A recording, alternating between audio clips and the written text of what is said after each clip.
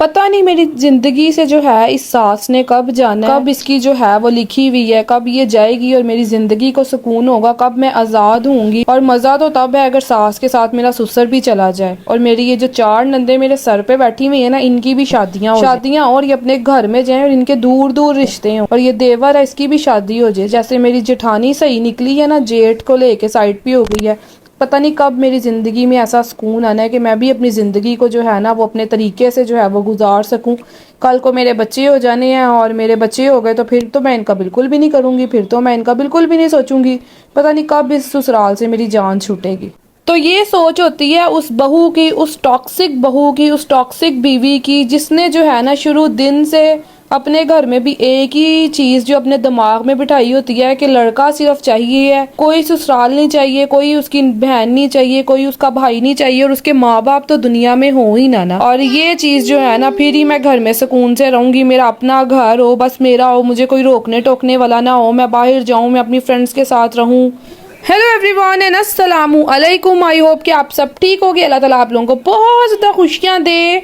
और आज का जो व्लॉग है ना, वो आप लोगों ने थंबनेल देख लिया होगा कि इस टॉपिक पे बात होने लगी है, लेकिन जो वीडियो में दिखाने लगी हूँ ना, ये है जी मेरे मोबाइल। 2 मेरे मोबाइल हैं, एक मोबाइल में सिम है और एक मोबाइल जो है ना जिसमें सिम नहीं है, जो नॉन पीटी है और जिसको मैंने रखा हुआ है जी यूट्यूब के लिए, वीडियोज़ के लिए रखा हुआ है, आईफोन 7 प्लस। तो उसके जी बड़ी देर से जुनैर से बोल रही थी कि मुझे कवर ला दें, मुझे कवर ला दें। तो आज जो है ना फाइनली वो दिन आ गया था जहाँ जुनैर ने मुझे जो है वो कवर ले दिए थे। उसके साथ साथ ना मुझे एक और मुझे जिस चीज़ की बड़ी ज़्यादा ज़रूरत थी वो भी ले दी थी। ये है जी तो छोटी सी लाइट, वो भी मुझे उन्होंने ले दी थी। तो ये कवर थे, तो ये मैं आपको लगा के दिखाऊंगी और जो पुराने कवर है ना वो भी मैं आपको दिखाऊंगी। और यहाँ पे जी करते हैं वीडियो को स्टार्ट। जो मेरा टॉपिक है ना उस टॉपिक पे करते हैं जी बात। देखिए आप सबको पता होगा कि मैं ससुराल वालों के बारे में तो बड़ी बातें करती हूँ, लेकिन मैंने कभी बहू की बात नहीं की है। तो आज हम करेंगे जी बहू की बात, जो टॉक्सिक बहू होती है, जिसने जो है ना पता नहीं कहाँ से सीखा होता है कि भाई मैं जहाँ जाऊँ तो वहाँ पे कोई भी ना हो, सारे मार मुँह को गए हों और मैं और मेरा बंदा हो बस। लेकिन उसको पता नहीं होता कि कितनी मुश्किलात होती हैं अकेले रहने में, कितनी मुश्किल ज़िंदगी है अकेले गुजारना। तो मैं आज बात करूंगी जी ऐसी टॉक्सिक बहू के बारे में। तो करते हैं वीडियो को स्टार्ट। और साथ ना आप लोगों ने मुझे कमेंट में बताना है कि आप लोगों को मेरे ये जो मोबाइल कवर्स है ना ये कैसे लगे। और इंशाल्लाह जिसने भी मतलब पूछना हुआ, कोई इन्फॉर्मेशन लेनी हुई, तो मैं आपको कॉमेंट में बता दूंगी, आप लोग मुझे कॉमेंट्स कर सकते हैं। तो करते हैं वीडियो को स्टार्ट। तो बात करते हैं जी ऐसी बहू के बारे में। जो ऐसी लड़कियां होती हैं ना, यहाँ तो उन्होंने अपने घर का माहौल देखा होता है ऐसा कि जिसकी वजह से वो चाह रही होती हैं कि हम लोग सेपरेट रहें, हम लोगों का जो है ना वो बिल्कुल सेपरेट एक घर हो और सास ससुर भी ना हो, नंद भी ना हो, देवर भी ना हो, जेठ भी ना हो, मतलब कोई भी ना हो और हमारा उस घर पे राज हो। या उन्होंने घर से सीखा होता है, या उनकी ना अपनी एक मेंटालिटी होती है कि मैं उस लड़की की ना खुद की सोच होती है जो है ना मुझे ऐसा घर मिले। तो सबसे पहली बात है, देखो आपकी जो भी सोच होती है ना वो आपको अपने माँ बाप को बतानी चाहिए। जब आपके माँ बाप आपके रिश्ते देख रहे होते हैं ना, तो तब आपको बताना चाहिए कि भी मेरा जो है ना जिससे मेरा रिश्ता करना है वो ऐसा देखना जिसके आगे पीछे कोई भी ना हो, ना उसके माँ बाप हो, ना उसकी बहन हो, भाई हो, कोई भी ना हो। और अगर हो तो वो बिल्कुल अलहदा रहे और मुझे मेरे अपने घर में ना वो लेके जाए वो लड़का ना, ताकि मैं जो हूँ ना मुझ पे किसी की हुक्मरानी ना हो, मैं अकेली उस घर पे जो है ना वो राज करूँ। ये चीज़ें आपने अपने माँ बाप से कहनी होती हैं, बजाय इसके कि आप शादी होके घर में आओ और आप उस घर का जो माहौल जो है वो ख़राब करना शुरू कर दो कि भाई मैंने तो इस सास के साथ रहना नहीं है, मैंने ससुर के साथ रहना नहीं है, नंद देवर जेठ इन किसी के साथ भी ससुराल में मैंने रहना नहीं है।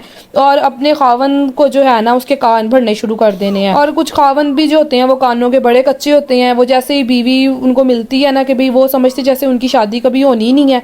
तो अगर उनको बीवी थोड़ी सी खूबसूरत मिल जाती है तो वो कहते हैं बस जो इसने कह दिया वही होना है। और वो लोग जिसकी बातों में आके अपनी माँ से लड़का लड़ने लग जाता है, घर वालों से लड़ने लग जाता है। इस तरह से क्या होता है, घर में बदमज़गी जो होती है ना वो पैदा होने लग जाती है। अब ऐसी लड़कियों के कुछ ससुराल वाले भी होते हैं जो उनको अच्छे मिल जाते हैं, और ससुराल वाले जिस तरह सास है तो वो नंद है तो वो लोग यही सोचते हैं कि यार भाई का घर बसा रहे, बेटे का घर बसा रहे, वो ख़राब ना हो जाए, तो बेहतर है कि हम लोग ही जो है वो साइड पे हो जाते हैं। तो इस तरह से वो क्या करते हैं, अपने बेटे को कहते हैं कि भाई तुम सेपरेट हो जाओ। कुछ लड़कियों की ना इस तरह की सोच होती है जो कि इतनी कोई गलत सोच होती है ना, इन लड़कियों को पता ही नहीं होता कि जब आप सेपरेट होते हो, अकेले होते हो, तो आप लोगों को कौन कौन सी मुश्किलात का जो है ना वो सामना करना पड़ता है।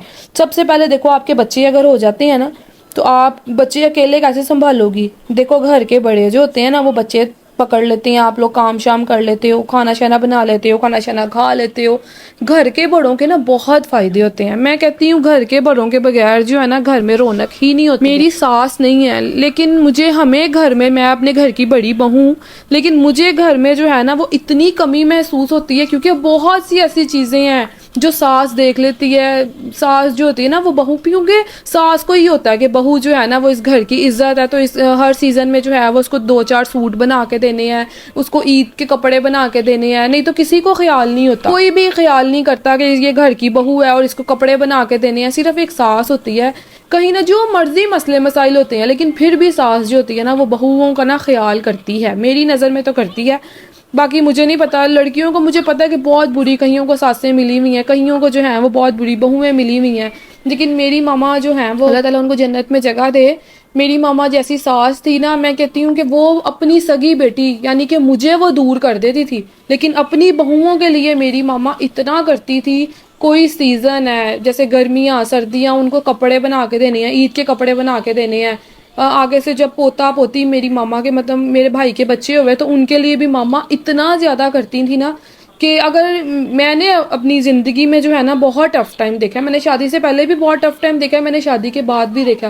कहते हैं ना कि वो अंदर ही अंदर बातें इकट्ठी होती जाती हैं लेकिन किसी से बयान नहीं की जाती हैं। तो इस तरह से ना मेरा भी हाल था। तो इस वजह से ना ये इंशाल्लाह इस टॉपिक पे भी बात करेंगे, लेकिन यहाँ पे मैं बात कर रही हूँ जी टॉक्सिक बहुओं की, जो इस तरह की लड़कियाँ होती हैं और कुछ जो होती हैं ना पीछे कान भरने वाले मिल जाती हैं। उनको उनकी बहनें होती हैं कि तुम अब अपने घर से ये करवाओ।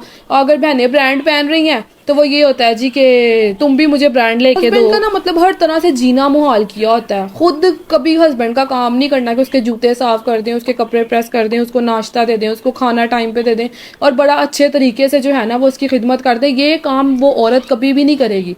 उस औरत को सिर्फ अपना पता होगा कि मैंने ब्रांड पहनना है, मैंने इधर जाना है, मुझे मेरी सास नहीं चाहिए, मुझे मेरा ससुर नहीं चाहिए, मुझे किसी की खिदमत नहीं करनी चाहिए, शादीशुदा नंद मेरे घर पे ना आए, जेठ जिठानी देवर देवरानी जो है ना उनसे जो है ना मेरा बिल्कुल भी कांटेक्ट ना हो। मतलब मेरा एक अलग घर में जो है ना मुझे कोई टेंशन ना हो और मैं अपनी मर्जी से जिंदगी गुजारूं। ये होती है जी उस बहू की, जो कि बहुत ज्यादा गलत है। तो उम्मीद करती हूँ आपको मेरा व्लॉग बहुत पसंद आया। अगर पसंद आया तो दुआओं में याद रखिएगा। मिलेंगे नेक्स्ट व्लॉग में। अल्लाह हाफिज।